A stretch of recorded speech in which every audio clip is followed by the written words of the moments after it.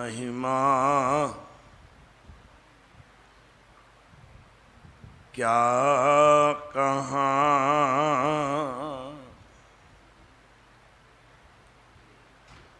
गुर विवेक सत सर, ओह आद जुगादी जुगह जुग।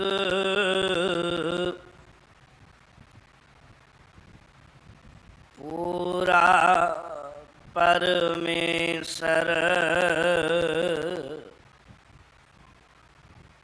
जेता जियो पिंड सब तेरा। तू अंतर जामी पुरख भगवान।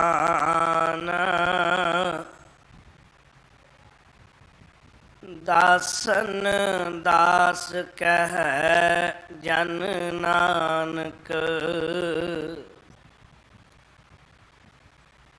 जेहा तू करा है तेहा हाँ करी वख्या।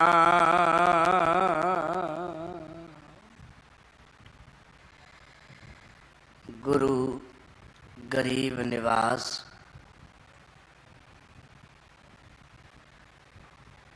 वाली आए दो जहान।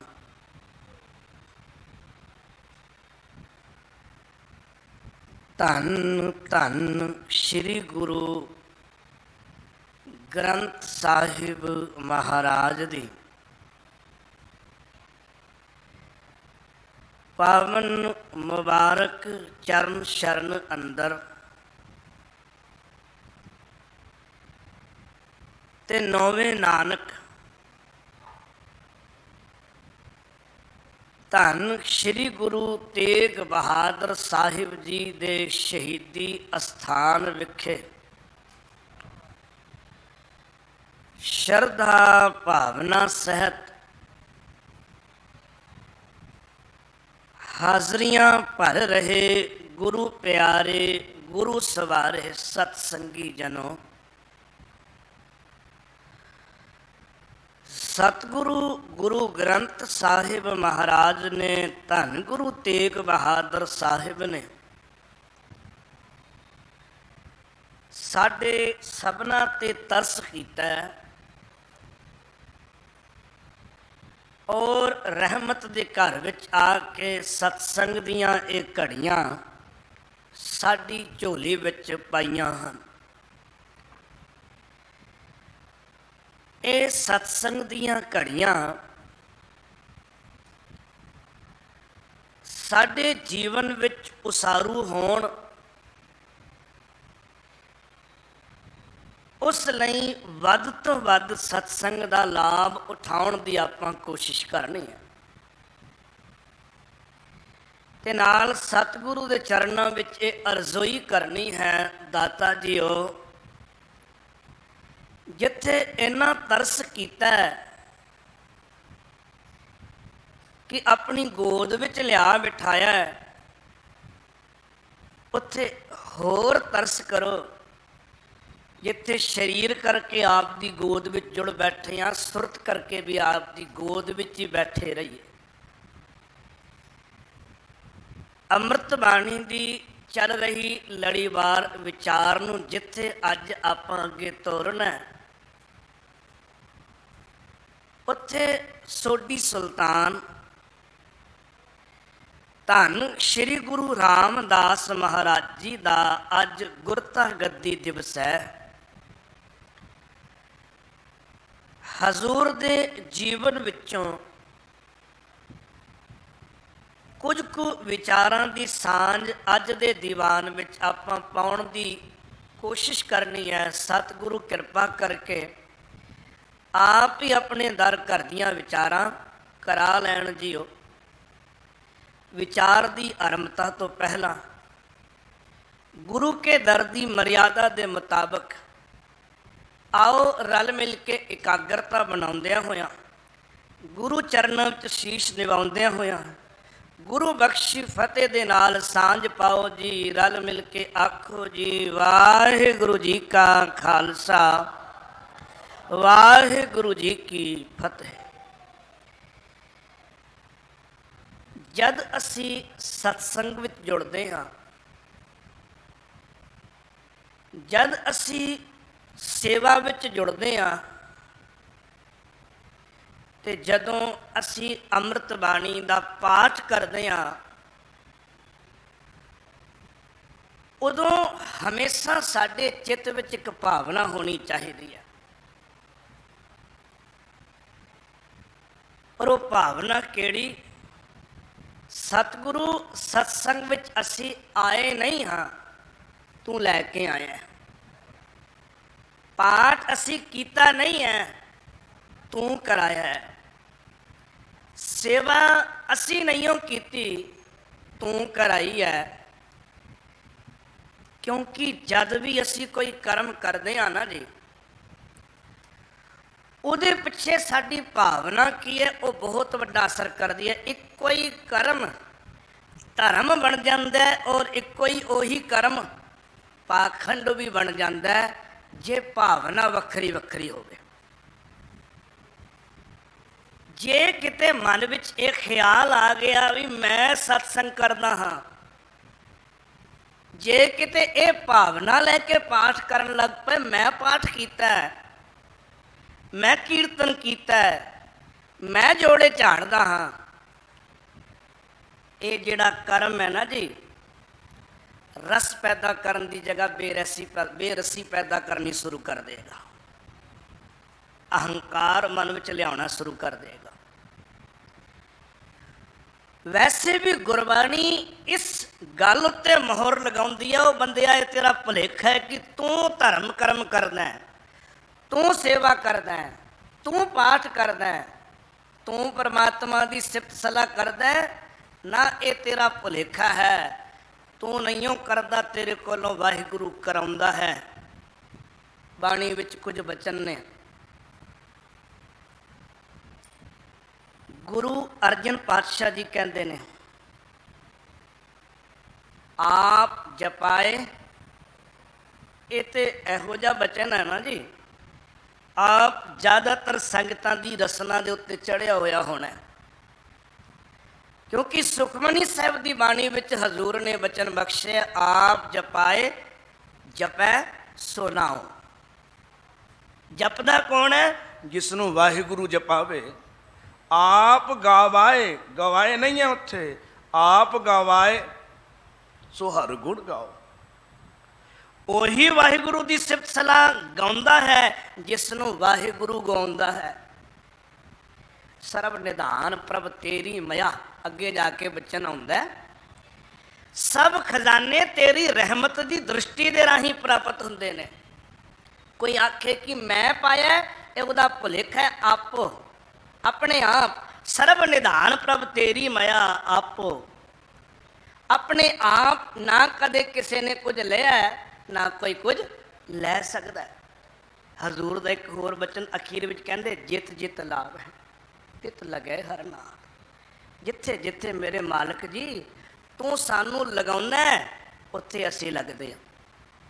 ਗੁਰੂ ਰਾਮਦਾਸ ਸਾਹਿਬ ਦਾ ਇੱਕ ਹੋਰ ਬਚਨ ਮੈਨੂੰ ਚੇਤੇ ਆ ਗਿਆ। ਧੰਨ ਗੁਰੂ ਰਾਮਦਾਸ ਮਹਾਰਾਜ ਦਾ ਅੱਜ ਗੁਰਤਾ ਗੱਦੀ ਦਿਵਸ ਵੀ ਹੈ। ਕਹਿੰਦੇ ਨੇ, ਆਪੇ ਤਾਣ ਦੀਵਾਨ ਹੈ ਪਿਆਰਾ,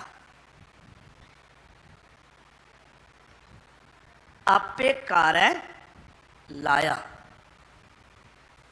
ਆਪ ਹੀ ਸਾਰੀ ਸ਼ਕਤੀ ਦਾ ਮਾਲਕ ਹੈ, ਉਹ ਆਪ ਹੀ ਤਾਣ ਹੈ, ਆਪ ਹੀ ਦੀਵਾਨ ਹੈ, ਤੇ ਜੀਵਾਂ ਨੂੰ ਉਹ ਆਪ ਹੀ ਕਾਰ ਵਿੱਚ ਲਗਾਉਂਦਾ ਹੈ। ਜੋ ਆਪ ਚਲਾਏ ਤਿਉਂ ਚਲੀਏ ਪਿਆਰੇ। ਇਸ ਵੇਲੇ ਸਤਸੰਗ ਵਿੱਚ ਚੱਲ ਕੇ ਆਪ ਜੀ ਜੁੜ ਬੈਠੇ ਹੋ। ਕੁਝ ਐਸੇ ਸਰੀਰ ਨੇ ਜੋ ਕਿਸੇ ਹੋਰ ਪਾਸੇ ਵੀ ਗਏ ਹੋਣਗੇ, ਕੁਝ ਇਹੋ ਜਿਹੇ ਸਰੀਰ ਨੇ ਜਿਹੜੇ ਅਜੇ ਬਿਸਤਰ ਤੇ ਹੀ ਵਿਰਾਜਮਾਨ ਹੋਣਗੇ। ਨਹੀਂ ਮੇਰੇ ਦਾਤੇ ਨੂੰ ਮਨਜ਼ੂਰ ਕਿ ਉਹਨਾਂ ਨੂੰ ਅੰਮ੍ਰਿਤ ਵੇਲਾ ਮਿਲੇ, ਨਹੀਂ ਮੇਰੇ ਦਾਤੇ ਨੂੰ ਮਨਜ਼ੂਰ ਉਹਨਾਂ ਨੂੰ ਸਤਸੰਗਤ ਮਿਲੇ। ਮੇਰੇ ਦਾਤੇ ਨੂੰ ਮਨਜ਼ੂਰ ਸੀ ਸਾਨੂੰ ਸਤਸੰਗ ਮਿਲੇ। ਉਹ ਸਾਨੂੰ ਆਪਣੀ ਗੋਦ ਵਿੱਚ ਲਾ ਕੇ ਉਹਨੇ ਬਿਠਾ ਲਿਆ। ਆਪੇ ਤਾਣ ਦੀਵਾਨ ਹੈ ਪਿਆਰਾ, ਆਪੇ ਕਾਰੈ ਲਾਇਆ, ਜੋ ਆਪ ਚਲਾਏ ਤਿਉ ਚਲੀਐ ਪਿਆਰੇ, ਜੋ ਹਰ ਪ੍ਰਭ ਮੇਰੇ ਪਾਇਆ, आपे जंती जंत है प्यारा, जन नानक वजह वजाया। जैसे कि हारमोनियम एक जंतर है, एक वाजा है, उस विचों ओही सुर और ओही धुन पैदा होंदी है जो वजाउण वाला वजाउंदा है। ये शरीर विचों ओही धुन पैदा होंदी है ਜਿਹੜੀ कि करतार, ਜਿਹੜਾ कि परमात्मा साडे अंदर पैदा करदा है। ताइयों ते जद असी सत्संग विच आउंदे आ ना जी, इस नुक्ते का ध्यान जरूर रखना। उदों कदे भी ये भावना मन विच नहीं होनी चाहिए मैं आया हाँ, बल्कि भावना ये होनी चाहिए है सतगुरु तेरा शुक्र है तू अपने दरबार विच लैके आया। पाठ जिस वेले किया जाए उदों ये भावना नहीं होनी चाहिए मैं कीता है। जे गुरु घर विच किसी प्रकार की सेवा जिस वेले की जाए उस तो ये भावना नहीं होनी चाहिए मैं की है, बल्कि भावना होनी चाहिए है सतगुरु तेरा शुक्र है तू ये साडे कोलों सेवा कराई है। ਇਹਦਾ ਕੀ फायदा है? इस नुक्ते का फायदा की है? ਇਹਦਾ फायदा है कि साडे अंदर अहंकार फिर कदे जन्म लेगा नहीं, क्योंकि जे धर्म कर्म करके भी अहंकार जन्म लै जाए तो गुरु तेग बहादुर साहब कहते वो धर्म कर्म कोई भी होवे वो निफल चला जाता है, उसका फल सानू नहीं मिलता। ये गुरु तेग बहादुर साहब इस स्थान के स्वामी धन गुरु तेग बहादुर साहब का जगत प्रसिद्ध बचन आप पढ़ते ही हो, तीर्थ बरतर दान कर मन में धरै गुमान, नानक निफल जात ते ज्यो कुंचर इशनान। अहंकार जे मन विच आ गया, गुमान जे मन विच आ गया, कीता कराया सब व्यर्थ चला जाता है। अज जो बचन आपां विचारना है वो धन गुरु रामदास साहब सच्ची सरकार का बचन है। गौड़ी की वार विचों 14वीं पौड़ी का ये पहला सलोक है जो अज दे दीवान विच आपां विचारना है। हजूर धन गुरु ग्रंथ साहब महाराज जी के पावन मुबारक अंग 307 उत्ते ये बचन विराजमान है थलड़े पासे। इत्थे ना जो गुरु रामदास महाराज जी ने अज दे बचन विच दर्शाया वो धन गुरु रामदास साहब जी के जीवन नाल भी बहुत टुकदा है। गुरता गद्दी ते बैठन लग्गियां जो इतिहास वापरिया उस इतिहास नाल भी बहुत टुकदा है। हजूर कहते ने धुर मारे पूरा सतगुरु सेई हुण सतगुर मारे।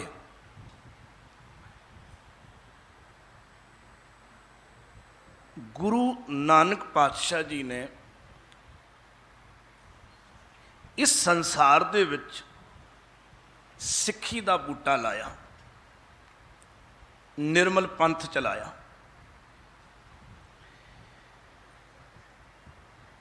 इस निर्मल पंथ नूं बहुत दूर दुरांडे तक फैलाया।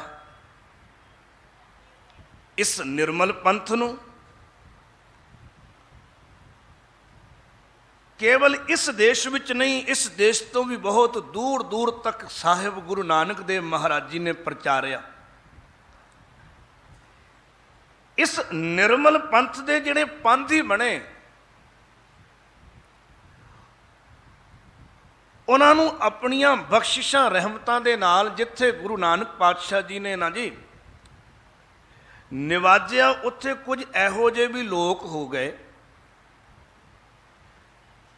ਜਿਨ੍ਹਾਂ ਨੇ ਗੁਰੂ ਨਾਨਕ ਪਾਤਸ਼ਾਹ ਜੀ ਦੇ ਇਸ ਪੰਥ ਦੇ ਵਿੱਚ ਸ਼ਾਮਿਲ ਹੋਣ ਦੀ ਥਾਂ ਆਪਣੇ ਹੰਕਾਰ ਨੂੰ ਮੁੱਖਤਾ ਦਿੱਤੀ।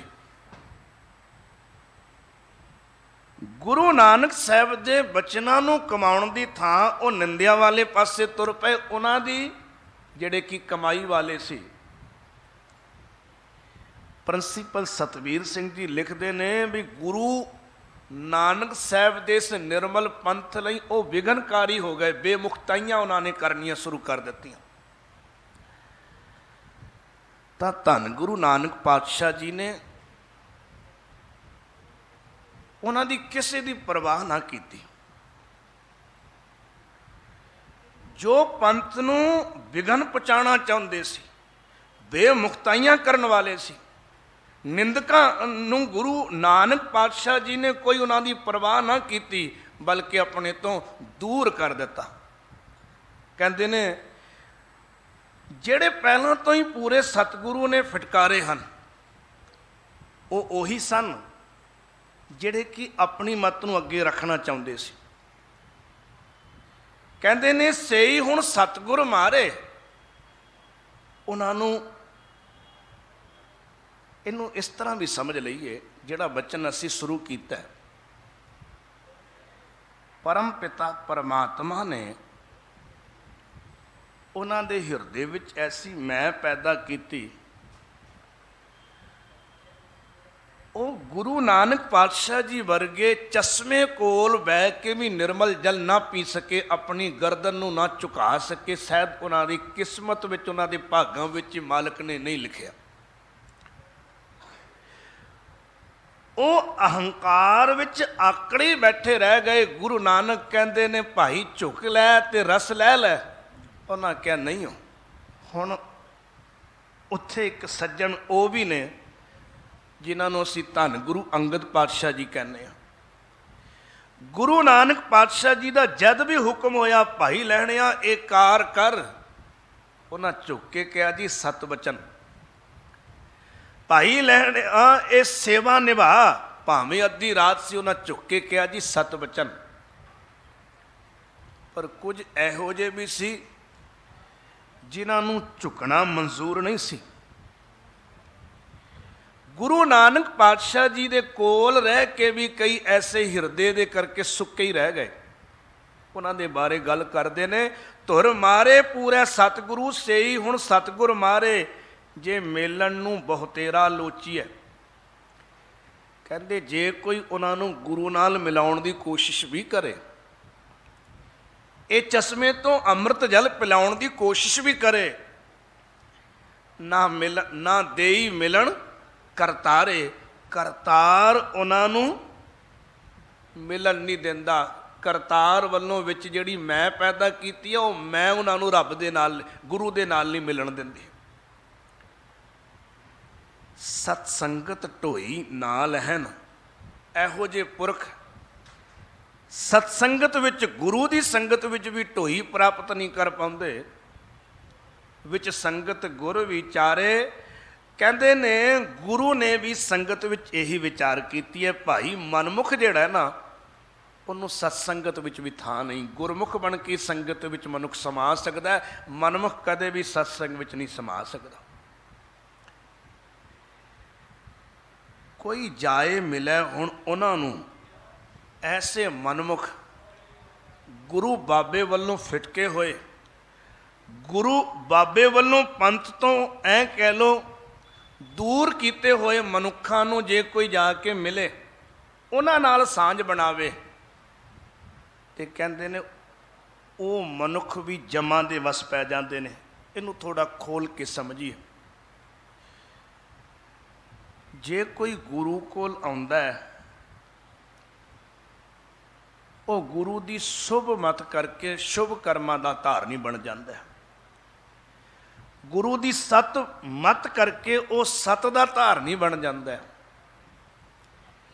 ਤੇ ਲੋਕ ਤੇ ਪਰਲੋਕ ਉਸ ਦਾ ਸਬਰ ਜਾਂਦਾ ਹੈ। ਪਰ ਜੇ ਕੋਈ ਮਨਮੁੱਖਾਂ ਦੀ ਸੰਗਤ ਵਿੱਚ ਜਾ ਬੈਠੇ, ਹੁਣ ਕਾਂ ਦੀ ਸੰਗਤ ਵਿੱਚ ਜਾਣ ਵਾਲੇ ਨੂੰ ਤੇ ਸਿੱਖਿਆ ਕੀ ਮਿਲੇਗੀ? ਕਾਂ ਕੀ ਸਮਝਾ ਸਕਦਾ ਭਾਈ ਇੱਧਰ ਗੰਦ ਹੈ ਤੇ ਇੱਧਰ ਮਰੇ ਹੋਏ ਪਸ਼ੂ ਨੇ ਅੱਛਾ ਕੀਏ? ਉਹਨੇ ਕਿੱਥੇ ਲੈ ਕੇ ਜਾਣਾ? ਕਾਂ ਨੇ ਤੇ ਆਪਣੇ ਨਾਲ ਬੈਠਣ ਵਾਲਿਆਂ ਨੂੰ ਪ੍ਰੇਰਨਾ ਹੀ ਉਸ ਪਾਸੇ ਜੋ ਉਹਨਾਂ ਦੀ ਆਪਣੀ ਖੁਰਾਕ ਹੈ। ਤੇ ਜੇ ਕੋਈ ਹੰਸ ਕੋਲ ਜਾ ਬੈਠੇ ਤੇ ਹੰਸ ਨੇ ਆਪਣੇ ਨਾਲ ਬੈਠਣ ਵਾਲਿਆਂ ਨੂੰ ਪ੍ਰੇਰਨਾ ਉਸ ਪਾਸੇ ਜਿਸ ਪਾਸੇ ਉਹ ਆਪ ਜਾਂਦਾ, ਮੋਤੀ ਚੁਗਣ ਵਾਲੇ ਪਾਸੇ। ਇਸ ਲਈ ਕਹਿੰਦੇ ਨੇ ਕੋਈ ਜਾਏ ਮਿਲੇ ਹੁਣ ਉਹਨਾਂ ਨੂੰ ਜਿਹੜੇ ਗੁਰੂ ਬਾਬੇ ਵੱਲੋਂ ਫਿਟਕੇ ਹੋਏ ਨੇ, ਜਿਹੜੇ ਬੇਮੁਖ ਨੇ, ਹੰਕਾਰ ਦੇ ਵਿੱਚ ਤੇ ਨਿੰਦਿਆ ਵਿੱਚ ਸੜਦੇ ਪਏ ਨੇ। ਕਹਿੰਦੇ ਜੇ ਕੋਈ ਉਹਨਾਂ ਨੂੰ ਜਾ ਕੇ ਮਿਲੇ ਨਾ, ਤੇ ਕਹਿੰਦੇ ਉਹਨਾਂ ਨੂੰ ਵੀ ਰੱਬ ਦੇ ਚਰਨਾਂ 'ਚ ਢੋਈ ਨਹੀਂ ਮਿਲਦੀ, ਬਲਕਿ ਤਿਸ ਮਾਰੇ ਜਮ ਜੰਦਾਰੇ। ਜੰਦਾਰ ਦਾ ਅਰਥ ਅਵੇੜਾ, ਭੈੜਾ, ਭੈੜੇ ਜੰਮ ਦੇ ਵਸੋਂ ਪੈਂਦੇ ਨੇ। ਇਹ ਸੰਕੇਤਿਕ ਸ਼ਬਦ ਹੈ, ਯਾਨੀ ਉਹਨਾਂ ਦੀ ਮੁਕਤੀ ਨਹੀਂ, ਉਹਨਾਂ ਦੀ ਗਤ ਨਹੀਂ। ਗੁਰੂ ਬਾਬੇ ਫਿਟਕੇ ਸੇ ਫਿੱਟੇ, ਇੱਥੇ ਗੁਰੂ ਬਾਬਾ ਗੁਰੂ ਨਾਨਕ ਸਾਹਿਬ ਵਾਸਤੇ ਸ਼ਬਦ ਵਰਤੇ ਆ। ਜਿਨ੍ਹਾਂ ਨੂੰ ਗੁਰੂ ਨਾਨਕ ਪਾਤਸ਼ਾਹ ਜੀ ਨੇ ਫਟਕਾਰ ਦਿੱਤਾ, ਉਹਨਾਂ ਨੂੰ ਗੁਰੂ ਅੰਗਦ ਪਾਤਸ਼ਾਹ ਜੀ ਨੇ ਵੀ ਕਬੂਲ ਨਹੀਂ ਕੀਤਾ। ਜਿਨ੍ਹਾਂ ਨੂੰ ਗੁਰੂ ਨਾਨਕ ਪਾਤਸ਼ਾਹ ਜੀ ਨੇ ਫਟਕਾਰ ਦਿੱਤਾ, ਉਹਨਾਂ ਨੂੰ ਗੁਰੂ ਅੰਗਦ ਪਾਤਸ਼ਾਹ ਜੀ ਨੇ ਵੀ ਕਬੂਲ ਨਹੀਂ ਕੀਤਾ। ਕਿਉਂ? ਇਹਦਾ ਕਾਰਨ ਧੰਨ ਗੁਰੂ ਰਾਮਦਾਸ ਸਾਹਿਬ ਨੇ ਸ਼ਲੋਕ ਵਿੱਚ ਦੱਸਿਆ। ਕਹਿੰਦੇ ਨੇ ਉਹ ਫਿੱਟੇ ਪਏ ਸੀ, ਉਹ ਅਹੰਕਾਰੇ ਪਏ ਸੀ, ਅਜੇ ਉਹਨਾਂ ਦਾ ਅਹੰਕਾਰ ਘਟਿਆ ਨਹੀਂ ਸੀ। ਗੁਰੂ ਤੇ ਹਮੇਸ਼ਾ ਚਾਹੁੰਦਾ ਹੈ ਨਾ ਵੀ ਕੋਈ ਮਨੁੱਖ ਸਤ ਮਾਰਗ ਤੇ ਤੁਰੇ। ਗੁਰੂ ਤੇ ਹਮੇਸ਼ਾ ਚਾਹੁੰਦਾ ਵੀ ਕੋਈ ਰੱਬ ਤੋਂ ਵਿਛੜਿਆ ਨਾ ਰਵੇ, ਕਿਉਂਕਿ ਗੁਰੂ ਦਾ ਸੰਸਾਰ ਵਿੱਚ ਆਉਣ ਦਾ ਮਨੋਰਥ ਹੀ ਇਹ ਹੈ ਰੱਬ ਤੋਂ ਟੁੱਟਿਆਂ ਨੂੰ ਰੱਬ ਨਾਲ ਜੋੜਨਾ। ਉਤੇ ਆਏ ਹੀ ਪਰਉਪਕਾਰ ਕਰਨ ਵਾਸਤੇ ਹਨ।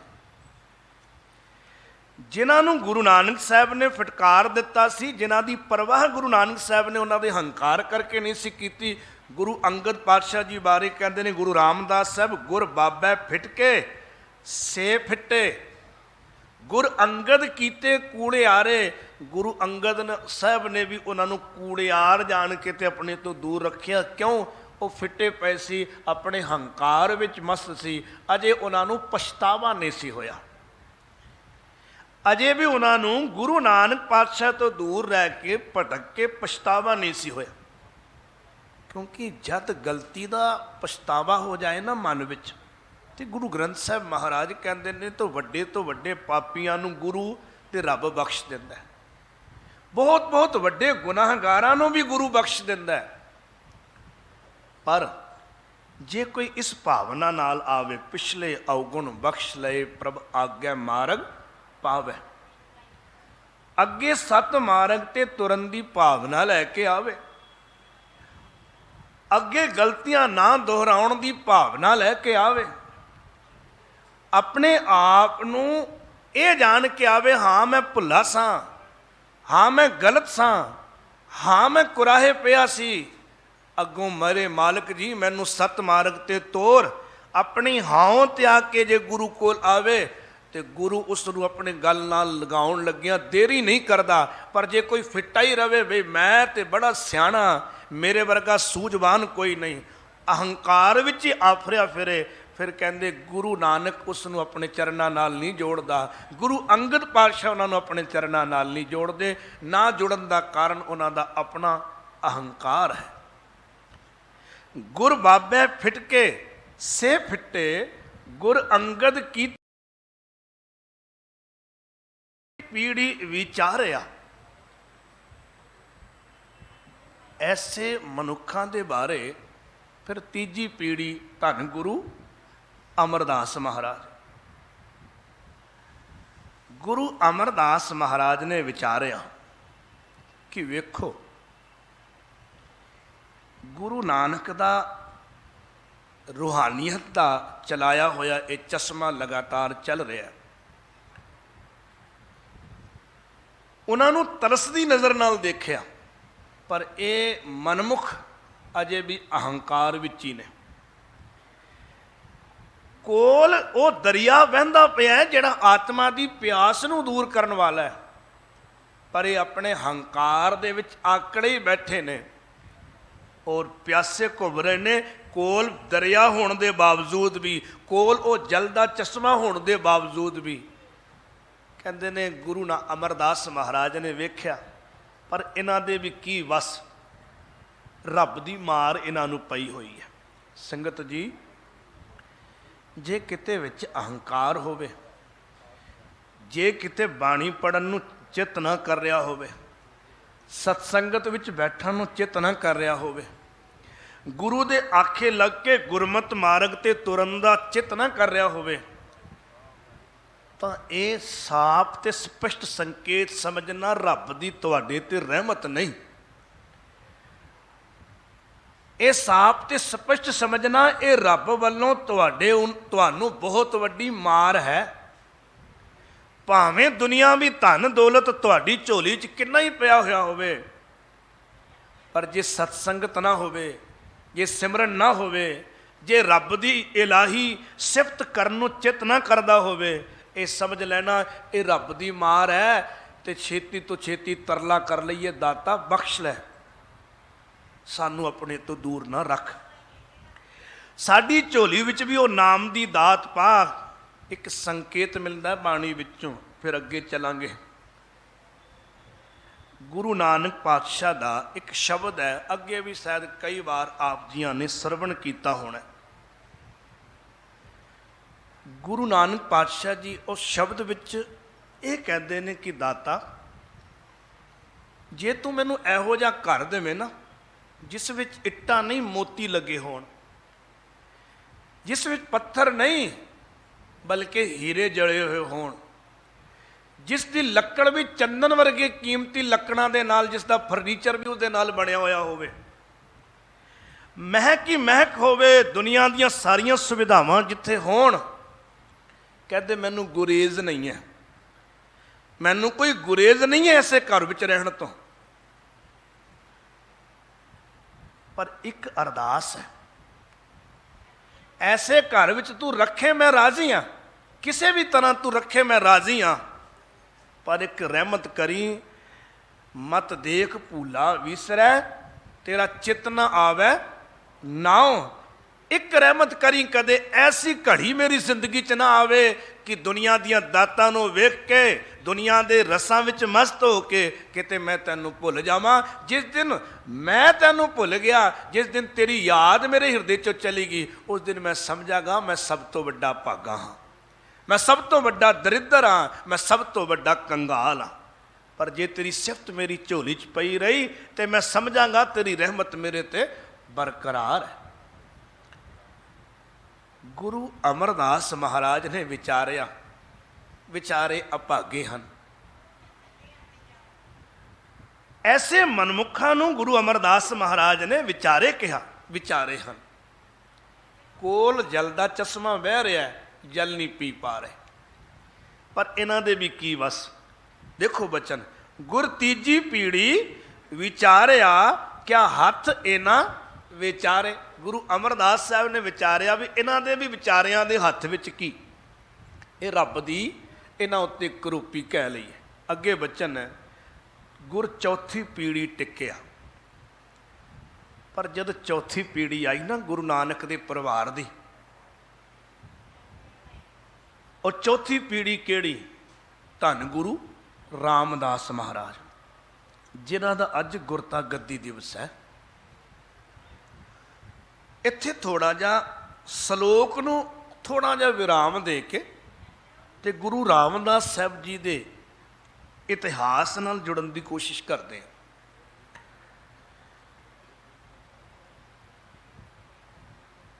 ਧੰਨ ਗੁਰੂ ਰਾਮਦਾਸ ਮਹਾਰਾਜ 24 ਸਤੰਬਰ 1534 ਈਸਵੀ ਨੂੰ ਲਾਹੌਰ ਦੀ ਧਰਤੀ ਦੇ ਉੱਤੇ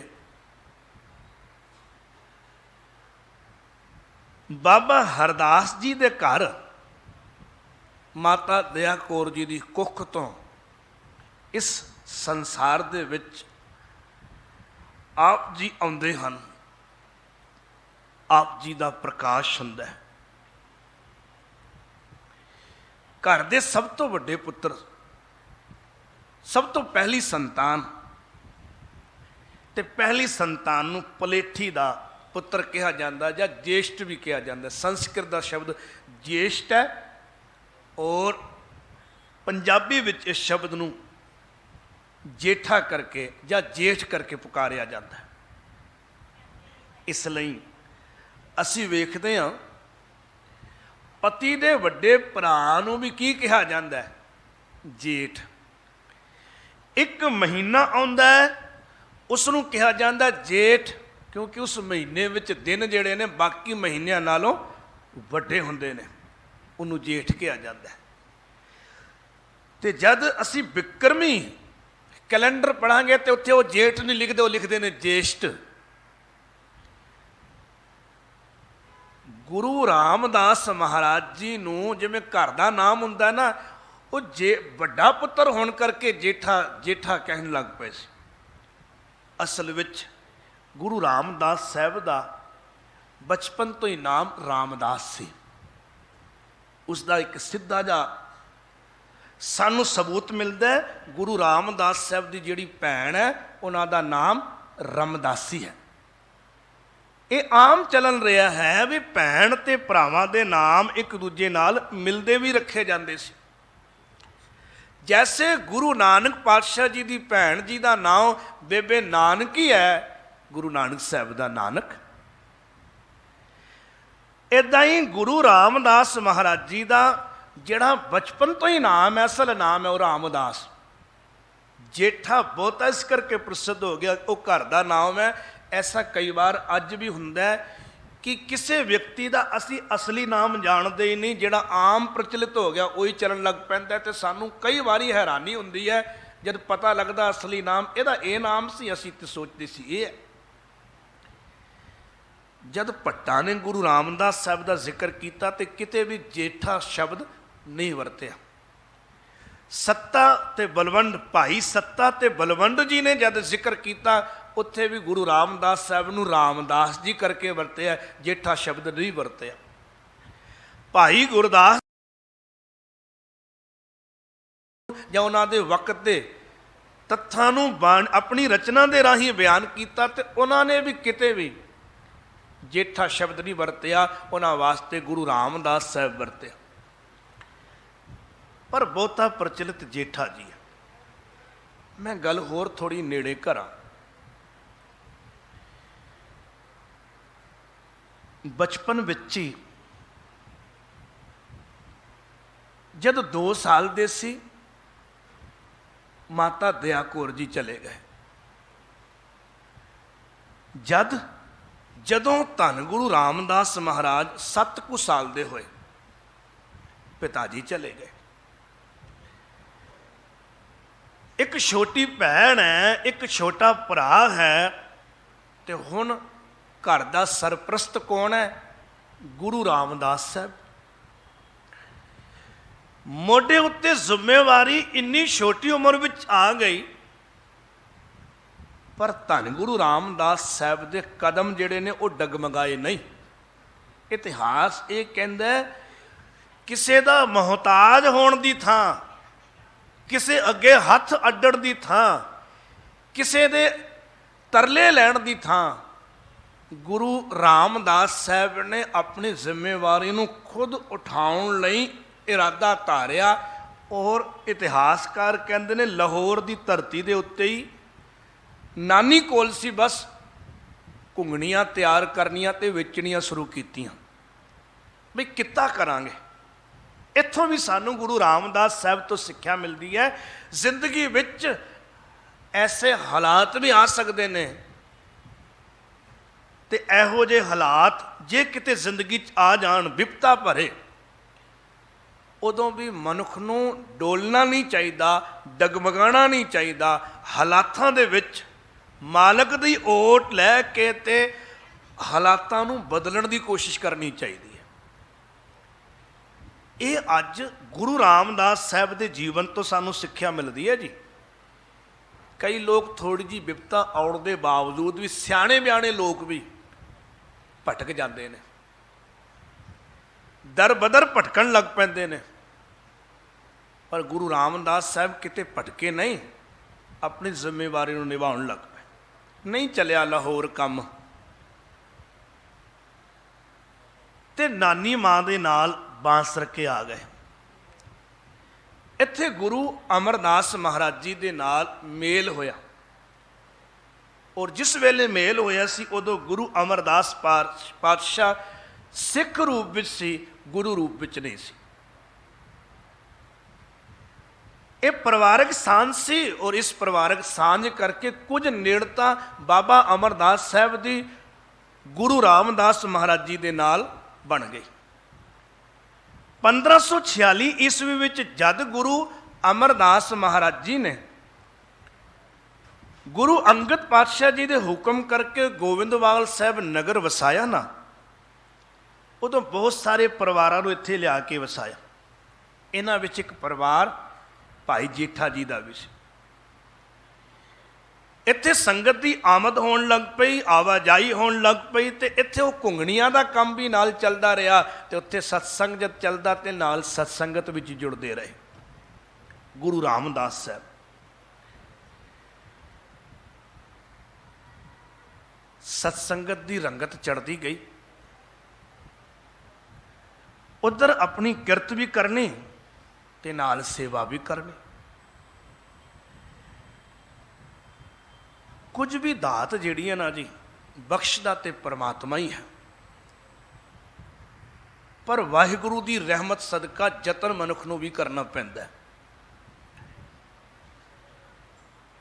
ਗੁਰੂ ਰਾਮਦਾਸ ਮਹਾਰਾਜ ਸੱਚੀ ਸਰਕਾਰ, ਇਤਿਹਾਸ ਇਹ ਕਹਿੰਦਾ 21 ਸਾਲ ਇੱਕ ਸਿੱਖ ਰੂਪ ਵਿੱਚ ਸੇਵਾ ਕਰਦੇ ਨੇ। 21 ਸਾਲ ਕੋਈ ਛੋਟਾ ਮੋਟਾ ਸਮਾਂ ਨਹੀਂ ਹੈ। ਜਦ ਬੌਲੀ ਸਾਹਿਬ ਦੀ ਸੇਵਾ ਚੱਲ ਰਹੀ ਸੀ, ਗਿਆਨੀ ਗਿਆਨ ਸਿੰਘ ਜੀ ਕਹਿੰਦੇ ਨੇ ਵੀ 6 ਸਾਲ ਸਿਰ ਤੋਂ ਮੁੰਡਾਸਾ ਨਹੀਂ ਉਤਾਰਿਆ। ਮੁੰਡਾਸਾ ਕਿਸੇ ਟੋਕਰੇ ਨੂੰ ਪਰਾਤ ਨੂੰ ਸਿਰ ਤੇ ਰੱਖਣ ਵਾਸਤੇ ਕੱਪੜੇ ਦਾ ਗੋਲ ਇੰਨੂ ਜੋ ਬਣਾ ਲਿਆ ਜਾਂਦਾ, ਇਦਾਂ ਦਾ ਕੱਪੜਾ ਜਾਂ ਸਿਰ ਤੇ ਲਪੇਟਿਆ।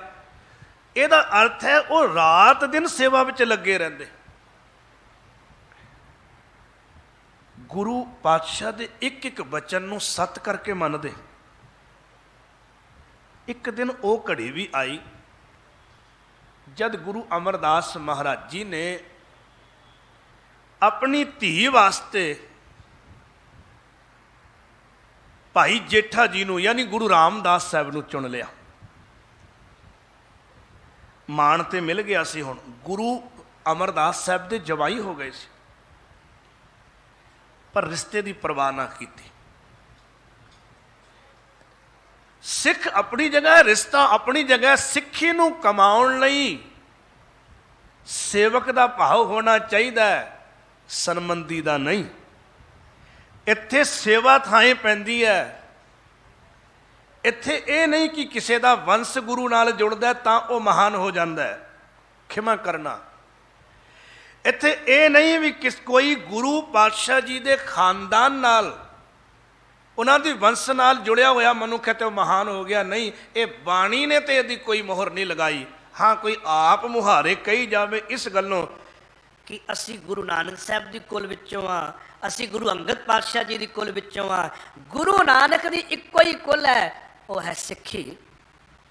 ਤਾਈਓ ਤੇ ਇੱਥੇ ਸ਼ਬਦ ਵਰਤਿਆ ਪੀੜ੍ਹੀ। ਅਸੀਂ ਆਮ ਤੌਰ ਤੇ ਆਪਣੇ ਪਰਿਵਾਰ ਵਿੱਚ ਸ਼ਬਦ ਵਰਤਦੇ ਹਾਂ, ਇਹ ਪਹਿਲੀ ਪੀੜ੍ਹੀ ਹੈ, ਦੂਜੀ ਪੀੜ੍ਹੀ ਹੈ, ਤੀਜੀ ਪੀੜ੍ਹੀ ਹੈ, ਚੌਥੀ ਪੀੜ੍ਹੀ ਹੈ। ਤੇ ਇੱਥੇ ਪੀੜ੍ਹੀ ਕਿਸ ਨੂੰ ਕਿਹਾ ਜਾ ਰਿਹਾ? ਗੁਰੂ ਰਾਮਦਾਸ ਸਾਹਿਬ ਅੱਜ ਦੇ ਸ਼ਲੋਕ ਵਿੱਚ ਹੀ ਕਹਿ ਰਹੇ ਨੇ ਸਭ ਤੋਂ ਵੱਡੇ ਨੇ ਸਾਡੇ ਬਾਬਾ ਗੁਰੂ ਨਾਨਕ ਸਾਹਿਬ। ਇੱਥੇ ਬਾਬਾ ਸ਼ਬਦ ਵਰਤਿਆ। ਤੇ ਫਿਰ ਗੁਰੂ ਅੰਗਦ ਪਾਤਸ਼ਾਹ, ਫਿਰ ਤੀਜੀ ਪੀੜ੍ਹੀ ਯਾਨੀ ਗੁਰੂ ਅਮਰਦਾਸ ਮਹਾਰਾਜ, ਚੌਥੀ ਪੀੜ੍ਹੀ ਗੁਰੂ ਰਾਮਦਾਸ ਸਾਹਿਬ। ਪਰਿਵਾਰ ਇਹ ਚੱਲ ਰਿਹਾ ਹੈ। ਇਸ ਪਰਿਵਾਰ ਦਾ ਹਿੱਸਾ ਉਹ ਬਣੇਗਾ ਜੋ ਗੁਰੂ ਦੀ ਸਿੱਖਿਆ ਨੂੰ ਕਮਾਏਗਾ। ਇੱਥੇ ਵੀ ਬਚਨ ਹੈ। ਚਲੋ ਅੱਗੇ ਅਸੀਂ ਸ਼ਲੋਕ ਨੂੰ ਵੀ ਵਿਚਾਰ ਲੈਂਦੇ ਹਾਂ, ਫਿਰ ਇਤਿਹਾਸ ਗੁਰਤਾ ਗੱਦੀ ਦਾ ਵੀ ਜੋੜਦੇ ਹਾਂ। ਗੁਰ ਚੌਥੀ ਪੀੜ੍ਹੀ ਟਿਕਿਆ, ਜਿਹੜੇ ਵਿਚਾਰ ਚੱਲ ਰਹੇ ਸੀ ਨਾ, ਜਿਨ੍ਹਾਂ ਨੂੰ ਗੁਰੂ ਨਾਨਕ ਨੇ ਫਿਟਕ ਦਿੱਤਾ, ਉਹਨਾਂ ਨੂੰ ਗੁਰੂ ਅੰਗਦ ਪਾਤਸ਼ਾਹ ਨੇ ਵੀ ਕੂੜਿਆਰ ਜਾਣ ਕੇ ਆਪਣੇ ਤੋਂ ਦੂਰ ਰੱਖਿਆ, ਕਿਉਂਕਿ ਅਜੇ ਹੰਕਾਰ ਸੀ। ਗੁਰੂ ਅਮਰਦਾਸ ਮਹਾਰਾਜ ਨੇ ਵੀ ਵੇਖਿਆ ਵੀ ਇਹਨਾਂ ਦੇ ਵਿਚਾਰਿਆਂ ਦੇ ਹੱਥ ਵਿੱਚ ਕੁਝ ਨਹੀਂ, ਅਜੇ ਵੀ ਇਹਨਾਂ ਦਾ ਹੰਕਾਰ ਨਹੀਂ ਜਾ ਰਿਹਾ, ਗੁਰੂ ਦੀ ਬਾਣੀ ਦਾ ਇਹ ਲਾਭ ਹੀ ਨਹੀਂ ਉਠਾ ਪਾ ਰਹੇ। ਫਿਰ ਗੁਰੂ ਰਾਮਦਾਸ ਮਹਾਰਾਜ ਤਰਸ ਦੇ ਘਰ ਵਿੱਚ ਆਏ, ਕਿਉਂਕਿ ਉੱਧਰ ਉਹਨਾਂ ਦੇ ਹਿਰਦੇ ਵਿੱਚ ਜਿਹੜੇ ਗੁਰੂ ਬਾਬੇ ਵੱਲੋਂ ਫਿਟਕੇ ਹੋਏ ਸੀ, ਪਛਤਾਵਾ ਆਉਣ ਲੱਗ ਪਿਆ ਸੀ, ਅਹਿਸਾਸ ਹੋਣ ਲੱਗ ਪਿਆ ਸੀ ਅਸੀਂ ਗਲਤ ਹਾਂ। ਉਹ ਜਦ ਗੁਰੂ ਰਾਮਦਾਸ ਸਾਹਿਬ ਜੀ ਦੀ ਸ਼ਰਨ ਵਿੱਚ ਆਏ ਤਾਂ ਗੁਰੂ ਰਾਮਦਾਸ ਸਾਹਿਬ ਨੇ ਉਹਨਾਂ ਸਭਨਾਂ ਨੂੰ, ਜੋ ਕਦੇ ਗੁਰੂ ਦੇ ਨਿੰਦਕ ਸੀ, ਜੋ ਕਦੇ ਦੁਸ਼ਟਤਾ ਕਰਦੇ ਸੀ, ਗੁਰੂ ਨਾਲ ਵੈਰ ਕਰਦੇ ਸੀ, ਉਹਨਾਂ ਸਭਨਾਂ ਨੂੰ ਤਾਰ ਦਿੱਤਾ। ਗੁਰ ਚੌਥੀ ਪੀੜ੍ਹੀ ਟਿਕਿਆ, ਤਿੰਨ ਨਿੰਦਕ ਦੁਸ਼ਟ ਸਭ ਤਾਰੇ। ਅੱਗੇ ਉਹ ਬਚਨ ਹੈ ਜਿਹੜਾ ਕਿ ਗੁਰੂ ਰਾਮਦਾਸ ਮਹਾਰਾਜ ਜੀ, ਜਿਹੜਾ ਮੈਂ ਹੁਣੇ ਅਰਜ਼ ਕਰ ਵੀ ਰਿਹਾ ਸਾਂ ਵੀ ਗੁਰੂ ਘਰ ਦੇ ਵਿੱਚ ਨਾ ਮਾਣ ਇਸ ਕਰਕੇ ਨਹੀਂ ਮਿਲੇਗਾ, ਗੁਰੂ ਪਰਿਵਾਰ ਵਿੱਚ ਜੇ ਸ਼ਾਮਿਲ ਹੋਣਾ ਹੈ ਤੇ ਇੱਥੇ ਸਿੱਖੀ ਕਮਾਇਆ ਕੋਈ ਗੁਰੂ ਪਰਿਵਾਰ ਵਿੱਚ ਸ਼ਾਮਿਲ ਹੋ ਸਕਦਾ। ਕੋਈ ਇਹ ਆਖੇ ਵੀ ਮੈਂ ਗੁਰੂ ਦਾ ਪੁੱਤਰ ਹਾਂ, ਕੋਈ ਇਹ ਆਖੇ ਮੈਂ ਗੁਰੂ ਦਾ ਪੋਤਰਾ ਹਾਂ, ਕੋਈ ਆਖੇ ਮੈਂ ਗੁਰੂ ਦਾ ਰਿਸ਼ਤੇਦਾਰ ਹਾਂ, ਉਹਦੀ ਕੋਈ ਥਾਂ ਨਹੀਂ। ਜਿਹੜਾ ਗੁਰੂ ਦੀ ਸਿੱਖਿਆ ਨੂੰ ਕਮਾਉਂਦਾ, ਸੇਵਾ ਕਰਦਾ, ਖੈਰ ਉਹਦੀ ਝੋਲੀ 'ਚ ਪੈਂਦੀ ਹੈ। ਇੱਥੇ ਗੁਰੂ ਰਾਮਦਾਸ ਸਾਹਿਬ ਦਾ ਬਚਨ ਹੈ, ਕੋਈ ਪੁੱਤ ਸਿੱਖ ਸੇਵਾ ਕਰੇ ਸਤਿਗੁਰੂ ਕੀ। ਜੇ ਕੋਈ ਪੁੱਤਰ ਹੋਵੇ ਚਾਹੇ, ਔਰ ਭਾਵੇਂ ਕੋਈ ਸਿੱਖ ਹੋਵੇ, ਕੋਈ ਵੀ ਹੋਵੇ, ਭਾਵੇਂ ਉਹਦਾ ਗੁਰੂ ਸਾਹਿਬ ਨਾਲ ਖੂਨ ਦਾ ਰਿਸ਼ਤਾ ਹੋਵੇ, ਔਰ ਭਾਵੇਂ ਉਸਦਾ ਗੁਰੂ ਸਾਹਿਬ ਨਾਲ ਖੂਨ ਦਾ ਰਿਸ਼ਤਾ ਨਾ ਹੋਵੇ, ਕੋਈ ਵੀ ਹੋਵੇ, ਪਰ ਜੇ ਗੁਰੂ ਦੀ ਸੇਵਾ ਕਰਦਾ ਹੋਵੇ, ਗੁਰੂ ਦੀ ਦੱਸੀ ਹੋਈ ਸਿੱਖਿਆ ਨੂੰ ਕਮਾਉਂਦਾ ਹੋਵੇ, ਕਹਿੰਦੇ ਨੇ ਤਿਸ ਕਾਰਜ ਸਭ ਸਵਾਰੇ, ਗੁਰੂ ਉਸਦੇ ਕਾਰਜ ਸਵਾਰ ਦਿੰਦਾ ਹੈ। ਗੁਰੂ ਰਾਮਦਾਸ ਸਾਹਿਬ ਦਾ ਜ਼ਿਕਰ ਕਰ ਲਈਏ। ਗੁਰੂ ਰਾਮਦਾਸ ਸਾਹਿਬ ਜਦੋਂ ਘਰੋਂ ਤੁਰੇ ਸੀ ਤੇ ਯਤੀਮਾਂ ਦੀ ਤਰ੍ਹਾਂ ਤੁਰੇ ਸੀ। ਉਹਨਾਂ ਦੇ ਦੁਨਿਆਵੀ ਤੌਰ ਤੇ ਉਹਨਾਂ ਦੇ ਪੱਲੇ ਕੱਖ ਵੀ ਨਹੀਂ ਸੀ। ਗੁਰੂ ਨਾਨਕ ਦੇ ਚਰਨਾਂ ਨਾਲ ਜੁੜਨ ਦਾ ਮੌਕਾ ਮਿਲ ਗਿਆ, ਗੁਰੂ ਕੇ ਚਰਨਾਂ ਨਾਲ ਜੁੜਨ ਦਾ ਮੌਕਾ ਮਿਲ ਗਿਆ। ਉਸ ਮੌਕੇ ਦਾ ਉਹਨਾਂ ਨੇ ਭਰਪੂਰ ਲਾਭ ਉਠਾਇਆ, ਸੇਵਾ ਵਿੱਚ ਜੁੜੇ ਰਹੇ। 21 ਸਾਲ ਲਗਾਤਾਰ ਸੇਵਾ ਕਰਦੇ ਰਹੇ, ਤਨ ਮਨ ਧਨ ਸੌਂਪ ਕੇ। ਕਈਆਂ ਨੇ ਗੱਲਾਂ ਵੀ ਬਣਾਈਆਂ, ਪਰ ਗੁਰੂ ਰਾਮਦਾਸ ਸਾਹਿਬ ਨੇ ਕਿਸੇ ਦੀ ਪਰਵਾਹ ਨਾ ਕੀਤੀ। ਮੈਨੂੰ ਆਪਣੇ ਅੱਗੇ ਨਹੀਂ ਆਉਣ ਦਿੱਤਾ, ਹੰਕਾਰ ਨੂੰ ਅੱਗੇ ਨਹੀਂ ਆਉਣ ਦਿੱਤਾ। ਉਹ ਵੈਸੇ ਇਤਿਹਾਸ ਦੀ ਸਾਖੀ ਤੁਸੀਂ ਕਈ ਵਾਰ ਸੁਣੀ ਹੈ ਕਿ ਗੁਰੂ ਅਮਰਦਾਸ ਮਹਾਰਾਜ ਨੇ ਗੁਰੂ ਨਾਨਕ ਦੇ ਨਿਰਮਲ ਪੰਥ ਦੀ ਬਾਗਡੋਰ ਅੱਗੇ ਸੌਂਪਣ ਲਈ, ਜ਼ਿੰਮੇਵਾਰੀ ਸੌਂਪਣ ਲਈ ਚੁਣਾਵ ਕਰਨਾ ਸੀ ਵੀ ਕਿਸ ਨੂੰ ਸੌਂਪਿਆ ਜਾਏ ਇਹ ਖਜ਼ਾਨਾ। ਤਾਂ ਭਾਈ ਰਾਮਾ ਤੇ ਭਾਈ ਜੇਠਾ ਜੀ ਨੂੰ, ਇੱਕ ਭਾਈ ਜੇਠਾ ਜੀ ਯਾਨੀ ਗੁਰੂ ਰਾਮਦਾਸ ਜੀ ਨੂੰ ਇੱਕ ਸੇਵਾ ਬਖਸ਼ ਵੀ ਇਹ ਤੁਸੀਂ ਕਰਨੀ ਹੈ। ਦੇਖੋ, ਥੜਾ ਤੇ ਕਿਸੇ ਹੋਰ ਕੋਲ ਵੀ ਬਣਵਾ ਸਕਦੇ ਸੀ, ਗੱਲ ਥੜੇ ਦੀ ਨਹੀਂ ਸੀ।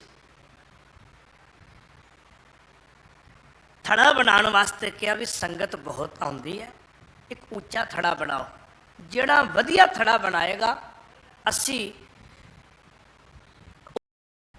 ਉਸ ਦਾ ਥੜਾ ਰੱਖ ਲਵਾਂਗੇ ਤੇ ਦੂਜਾ ਥੜਾ ਢਾਹ ਦਿਆਂਗੇ। ਭਾਈ ਜੇਠਾ ਜੀ ਤੇ ਭਾਈ ਰਾਮਾ ਜੀ, ਇਹਨਾਂ ਦੋਵਾਂ ਨੇ ਥੜਾ ਬਣਾਉਣਾ ਸ਼ੁਰੂ ਕੀਤਾ। ਮੈਂ ਸੰਖੇਪ ਵਿੱਚ ਅਰਜ਼ ਕਰਾਂ। ਪਹਿਲੇ ਦਿਨ ਥੜਾ ਬਣਾਇਆ, ਗੁਰੂ ਅਮਰਦਾਸ ਸਾਹਿਬ ਨੇ ਕਿਹਾ ਠੀਕ ਨਹੀਂ ਬਣਿਆ, ਢਾਹ ਦਿਓ। ਦੂਜੇ ਦਿਨ ਥੜਾ ਬਣਾਇਆ, ਗੁਰੂ ਅਮਰਦਾਸ ਪਾਤਸ਼ਾਹ ਨੇ ਕਿਹਾ ਠੀਕ ਨਹੀਂ ਬਣਿਆ, ਢਾਹ ਦਿਓ। ਤੀਜੇ ਦਿਨ ਫਿਰ ਥੜਾ ਬਣਾਇਆ, ਬਹੁਤ ਹੀ ਧਿਆਨ ਨਾਲ ਭਾਈ ਰਾਮਾ ਜੀ ਨੇ ਵੀ ਤੇ ਭਾਈ ਜੇਠਾ ਜੀ ਨੇ ਵੀ। ਗੁਰੂ ਅਮਰਦਾਸ ਮਹਾਰਾਜ ਭਾਈ ਰਾਮਾ ਜੀ ਦੇ ਥੜੇ ਕੋਲ ਆਏ, ਕਿਹਾ ਅੱਜ ਵੀ ਠੀਕ ਨਹੀਂ ਬਣਿਆ। ਉਹ ਅੱਗੋਂ ਬੋਲ ਪਏ, ਮੈਂ ਇਹਦੇ ਵਿੱਚ ਕੋਈ ਕਸਰ ਛੱਡੀ ਨਹੀਂ ਹੈ, ਕੋਈ ਕਮੀ ਛੱਡੀ ਨਹੀਂ ਹੈ, ਮੈਨੂੰ ਕੋਈ ਘਾਟ ਨਜ਼ਰ ਨਹੀਂ ਆਉਂਦੀ, ਮੈਨੂੰ ਤੇ ਲੱਗਦਾ ਦੋਸ਼ ਤੁਹਾਡੀ ਉਮਰ ਕਰਕੇ ਤੁਹਾਡੀ ਨਜ਼ਰ ਵਿੱਚ ਹੀ ਆ ਗਿਆ। ਕਹਿੰਦੇ ਇਹ ਤੋਂ ਵਧੀਆ ਮੇਥੋਂ ਬਣਨਾ ਨਹੀਂ। ਸ਼ੁਰੂ ਵਿੱਚ ਅਰਜ਼ ਕੀਤੀ ਸੀ, ਕਦੇ ਵੀ ਇਹ ਦਾਵਾ ਨਾ ਕਰਿਓ ਮੈਂ ਕਰਨ ਵਾਲਾ ਹਾਂ। ਜੋ ਇਹ ਦਾਵਾ ਕਰੇਗਾ ਮੈਂ ਸੰਗਤ ਕਰਨ ਵਾਲਾ, ਮੈਂ ਸੇਵਾ ਕਰਨ ਵਾਲਾ, ਉਹ ਰਹਿਮਤ ਤੋਂ ਖਾਲੀ ਰਹਿ ਜਾਂਦਾ ਹੈ। ਧੰਨ ਗੁਰੂ ਰਾਮਦਾਸ ਸਾਹਿਬ ਦੇ ਥੜੇ ਨੂੰ ਵੀ ਦੇਖਿਆ ਤੇ ਕਿਹਾ ਥੜਾ ਤੁਹਾਡਾ ਵੀ ਠੀਕ ਨਹੀਂ ਬਣਿਆ। ਤੇ ਉਸ ਵੇਲੇ ਗੁਰੂ ਰਾਮਦਾਸ ਮਹਾਰਾਜ ਜੀ ਨੇ ਕਿਹਾ ਹਉ ਅਜਾਨ ਨਿਤ ਭੂਲਨਹਾਰ। ਕਹਿੰਦੇ ਮੈਂ ਅਜਾਨ ਹਾਂ, ਮੈਥੋਂ ਬਣਨਾ ਵੀ ਨਹੀਂ ਹੈ। ਤੁਸੀਂ ਆਪਣੇ ਵਿਰਦ ਦੀ ਸੰਭਾਲ ਕਰੋ। ਤੁਸੀਂ ਬਾਰ-ਬਾਰ ਮੈਨੂੰ ਸਮਝਾਉਂਦੇ ਹੋ, ਮੈਂ ਮੂਰਖ ਕਿਤਨਾ ਕਿ ਮੈਂ ਫਿਰ ਵੀ ਭੁੱਲ ਜਾਣਾ। ਜਦ ਤੱਕ ਤੁਸੀਂ ਕਿਰਪਾ ਨਹੀਂ ਕਰੋਗੇ ਇਹ ਥੜਾ ਨਹੀਂ ਬਣੇਗਾ। ਧੰਨ ਗੁਰੂ ਅਮਰਦਾਸ ਮਹਾਰਾਜ ਨੇ ਵੇਖਿਆ ਵਾਕਈ ਥੜਾ ਬਣ ਚੁੱਕਿਆ ਹੈ, ਪਰ ਕਿਹੜਾ? ਹਿਰਦੇ ਦਾ, ਜਿੱਥੇ ਕੇਵਲ ਤੇ ਕੇਵਲ ਨਿਰੰਕਾਰ ਹੈ, ਅਹੰਕਾਰ ਲੇਸ਼ ਮਾਤਰ ਨਹੀਂ। ਉਸੇ ਦਿਨ ਗੁਰੂ ਅਮਰਦਾਸ ਮਹਾਰਾਜ ਜੀ ਨੇ ਕਿਹਾ ਸੰਗਤ ਨੂੰ ਕਿ ਕੱਲ ਅੰਮ੍ਰਿਤ ਵੇਲੇ ਗੁਰਤਾ ਗੱਦੀ ਦੀ ਜ਼ਿੰਮੇਵਾਰੀ ਸੌਂਪੀ ਜਾਏਗੀ। ਦੀਵਾਨ ਸਜਾਇਆ ਗਿਆ, ਗੁਰੂ ਰਾਮਦਾਸ ਮਹਾਰਾਜ ਜੀ ਨੂੰ ਤਖਤ ਤੇ ਬਿਠਾਇਆ ਗਿਆ ਤੇ ਗੁਰੂ ਅਮਰਦਾਸ ਮਹਾਰਾਜ ਨਿਮਾਣਿਆਂ ਦੇ ਮਾਣ, ਨਿਤਾਣਿਆਂ ਦੇ ਤਾਣ, ਧੰਨ ਗੁਰੂ ਅਮਰਦਾਸ ਮਹਾਰਾਜ ਜੀ ਸਾਹਮਣੇ ਝੁਕ ਜਾਂਦੇ ਨੇ। ਗੁਰੂ ਰਾਮਦਾਸ ਮਹਾਰਾਜ ਜੀ ਦੇ ਝੁਕ ਜਾਂਦੇ ਨੇ।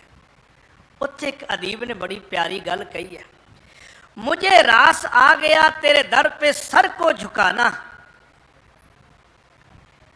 तुझे मिल गया आशिक मुझे मिल गया ठिकाना, मुझे कौन जानता था तेरी बंदगी से पहले, तेरी इबादत ने बना दी मेरी जिंदगी खजाना।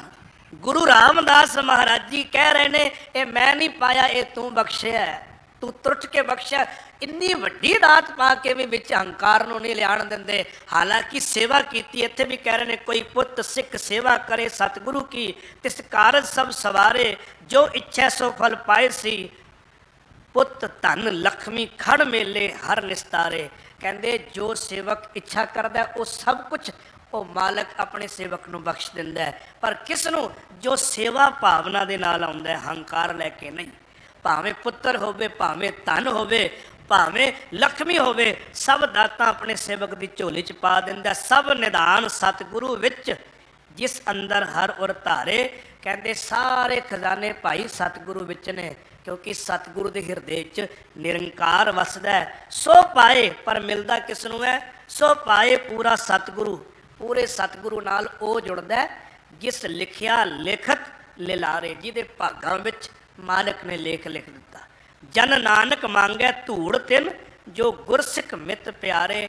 ਗੁਰੂ ਰਾਮਦਾਸ ਸਾਹਿਬ ਕਹਿੰਦੇ ਨੇ ਦਾਸ ਨਾਨਕ ਤੇ ਉਹਨਾਂ ਸਿੱਖਾਂ ਦੀ ਚਰਨ ਧੂੜ ਮੰਗਦਾ ਜਿਹੜੇ ਗੁਰਸਿੱਖ ਗੁਰੂ ਦੇ ਮਿੱਤਰ ਨੇ, ਗੁਰੂ ਨੂੰ ਪਿਆਰ ਕਰਨ ਵਾਲੇ ਨੇ, ਗੁਰੂ ਦੇ ਹੁਕਮ ਨੂੰ ਕਮਾਉਣ ਵਾਲੇ ਨੇ। ਹੁਕਮ ਨੂੰ ਕਮਾ ਕੇ ਗੁਰੂ ਰਾਮਦਾਸ ਸਾਹਿਬ ਜੀ ਦੀ ਝੋਲੀ 'ਚ ਦਾਤ ਪਈ ਤੇ ਉਹਨਾਂ ਨੇ ਅਖੀਰ ਵੇਲੇ ਜਦ ਗੁਰਤਾ ਗੱਦੀ ਤੇ ਬੈਠੇ ਉਦੋਂ ਵੀ ਇਹ ਗੱਲ ਕਹੀ ਕਿ ਮੈਂ ਕੁਝ ਵੀ ਨਹੀਂ ਸਾਂ, ਦਾਤਾ ਤੂੰ ਕਿਰਪਾ ਕੀਤੀ ਹੈ। ਉਹ ਆਪਾਂ ਬਚਨ ਪੜ੍ਹਦੇ ਹੀ ਹਾਂ ਜਿੱਥੇ ਗੁਰੂ ਰਾਮਦਾਸ ਸਾਹਿਬ ਨੇ ਕਿਹਾ ਹਾਂ ਰੁਲਤੇ ਫਿਰਤੇ ਕੋਈ ਬਾਤ ਨਾ ਪੁੱਛਤਾ, ਗੁਰ ਸਤਿਗੁਰ ਸੰਗ ਕੀਰੇ ਹਮ ਥਾਪੇ। ਗੁਰੂ ਰਾਮਦਾਸ ਮਹਾਰਾਜ ਜਿਨ੍ਹਾਂ 30 ਰਾਗਾਂ ਵਿੱਚ ਬਚਨ ਉਚਾਰੇ, 638 ਸ਼ਬਦ ਉਹਨਾਂ ਦੇ ਮਿਲਦੇ ਨੇ। ਗੁਰੂ ਰਾਮਦਾਸ ਮਹਾਰਾਜ ਜੀ ਦਾ ਅੱਜ ਗੁਰਤਾ ਗੱਦੀ ਦਿਵਸ ਹੈ। ਆਪ ਸਰਬਤ ਸੰਗਤ ਸ਼ਰਧਾ ਭਾਵਨਾ ਨਾਲ ਬੈਠੇ ਹੋ। ਗੁਰੂ ਰਾਮਦਾਸ ਸਾਹਿਬ ਨੇ ਅੱਜ ਦੇ ਸਲੋਕ ਰਾਹੀਂ ਵੀ ਦੱਸਿਆ ਭਾਈ ਸੇਵਕ ਬਣ ਕੇ ਜੇ ਗੁਰੂ ਕੇ ਦਰ ਤੇ ਕਾਰ ਕਮਾਵੇ ਤੇ ਗੁਰੂ ਤੇਰੇ ਝੋਲੀ ਵਿੱਚ ਹਰੇਕ ਦਾਤ ਪਾ ਦੇਗਾ, ਭਾਵੇਂ ਦੁਨਿਆਵੀ ਦਾਤਾਂ ਹੋਣ, ਪੁੱਤਰ ਧਨ ਲక్ష్ਮੀ ਆਦਿਕ ਕੁਝ ਵੀ ਹੋਵੇ, ਪਰ ਜੇ ਕਿਤੇ ਹਉਮੈ ਨੂੰ ਬਿਲਕੁਲ ਮਿਟਾ ਦੇਵੇ ਤੇ ਗੁਰੂ ਏਡਾ ਕੁ ਦਿਆਲੂ ਹੈ, ਆਪਣਾ ਸਭ ਖਜ਼ਾਨਾ ਝੋਲੀ 'ਚ ਪਾ ਦਿੰਦਾ ਹੈ। ਇਸ ਲਈ ਐਸੇ ਸਤਿਗੁਰੂ ਤੋਂ ਕੁਰਬਾਨ ਜਾਈਏ। ਧੰਨ ਗੁਰੂ ਰਾਮਦਾਸ ਮਹਾਰਾਜ ਜੀ ਦੀ ਸਿਫਤ ਵਿੱਚ 2 ਪੰਕਤੀਆਂ ਪੜ੍ਹ ਕੇ ਤੇ ਫਿਰ ਸਮਾਪਤੀ। ਬੈਠਾ ਸੋਢੀ ਪਾਤਸ਼ਾਹ, ਬੈਠਾ ਸੋਢੀ ਪਾਤਸ਼ਾਹ,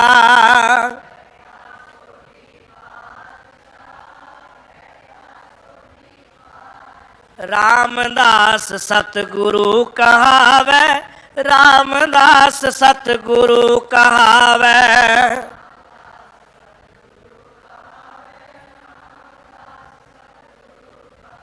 ਬੈਠਾ ਸੋਢੀ ਪਾਤਸ਼ਾਹ, ਬੈਠਾ ਸੋਢੀ ਪਾਤਸ਼ਾਹ।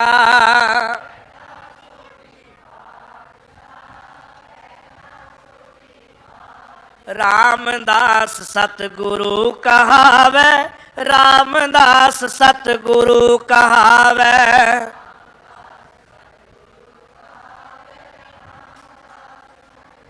ਧੰਨ ਗੁਰੂ ਰਾਮਦਾਸ ਸਾਹਿਬ ਜੀ, ਧੰਨ ਗੁਰੂ ਰਾਮਦਾਸ ਸਾਹਿਬ ਜੀ।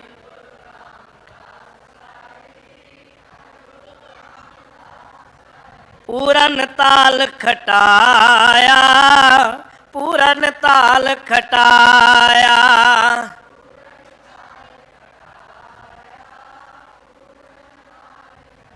ਅੰਮ੍ਰਿਤਸਰ ਵਿੱਚ ਜੋਤ ਜਗਾਵੇ, ਅੰਮ੍ਰਿਤਸਰ ਵਿੱਚ ਜੋਤ ਜਗਾਵੇ।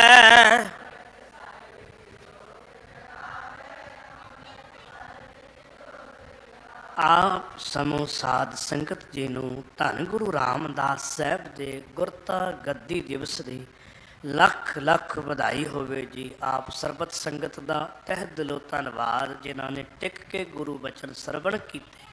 ਧੰਨ ਗੁਰੂ ਗ੍ਰੰਥ ਸਾਹਿਬ, ਧੰਨ ਗੁਰੂ ਤੇਗ ਬਹਾਦਰ ਸਾਹਿਬ ਦਾ ਕੋਟਾਨ ਕੋਟ ਧੰਨਵਾਦ, ਜਿਨ੍ਹਾਂ ਨੇ ਵਿੱਚ ਵਰਤ ਕੇ ਮਿਹਰ ਕਰਕੇ ਆਪਣੇ ਦਰ ਦੀਆਂ ਬਾਤਾਂ ਦਾਸ ਕੋਲੋਂ ਕਰਾਈਆਂ। ਸਮੂਹ ਪ੍ਰਬੰਧਕ ਕਮੇਟੀ ਸਿੰਘ ਸਾਹਿਬ ਜੀ ਦਾ ਬਹੁਤ ਬਹੁਤ ਧੰਨਵਾਦ, ਜਿਨ੍ਹਾਂ ਨੇ ਆਪ ਸਰਬਤ ਸੰਗਤ ਦੇ ਦਰਸ਼ਨ ਕਰਾਏ। ਭੁੱਲ ਚੁੱਕ ਦੀ ਖਿਮਾ। ਵਾਹਿਗੁਰੂ ਜੀ ਕਾ ਖਾਲਸਾ, ਵਾਹਿਗੁਰੂ ਜੀ ਕੀ ਫਤਿਹ।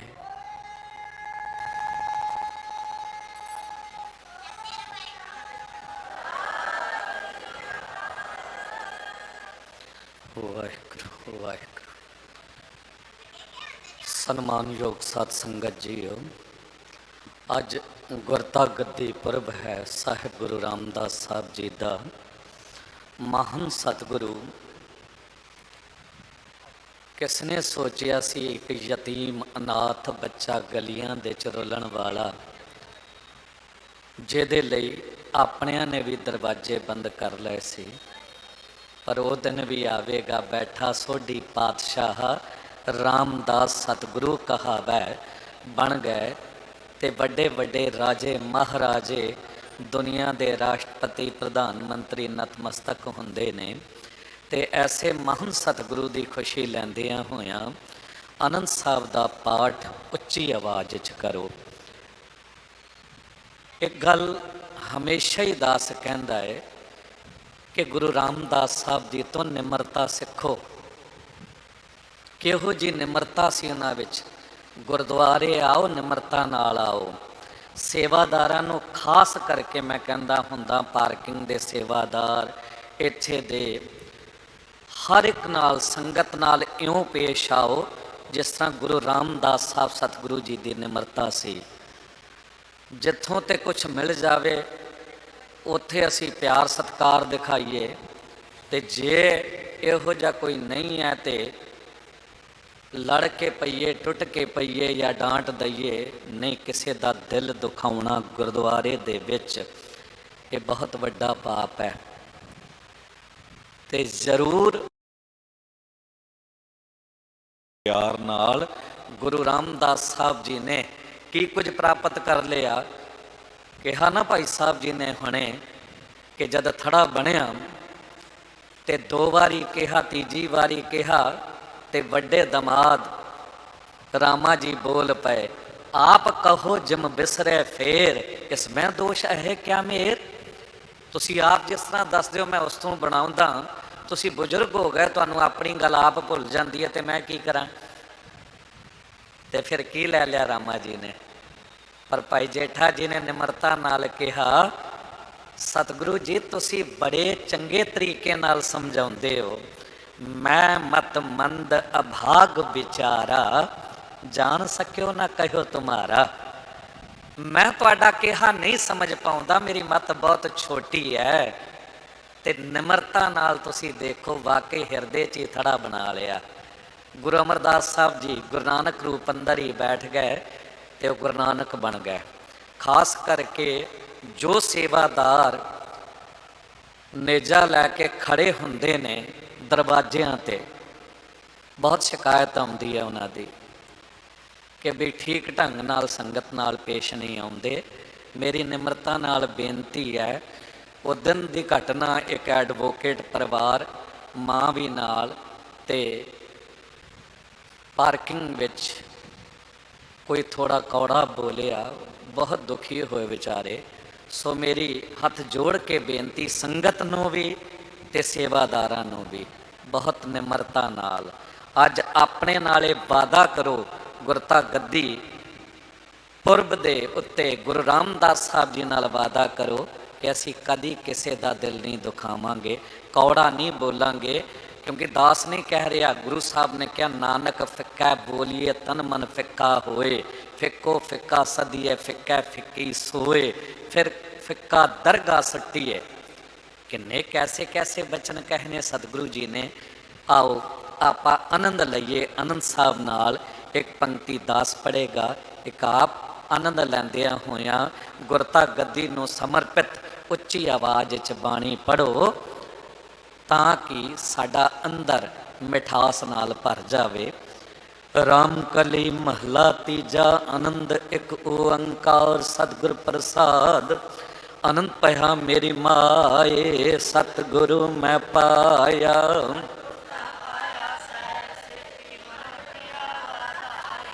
ਰਾਗ ਰਤਨ ਪਰਵਾਰ ਭਰੀਆਂ, ਸ਼ਬਦ ਗਾਵਣ ਆਈਆਂ। ਕਹਿ ਨਾਨਕ ਆਨੰਦ ਹੋਆ, ਸਤਿਗੁਰੂ ਮੈਂ ਪਾਇਆ।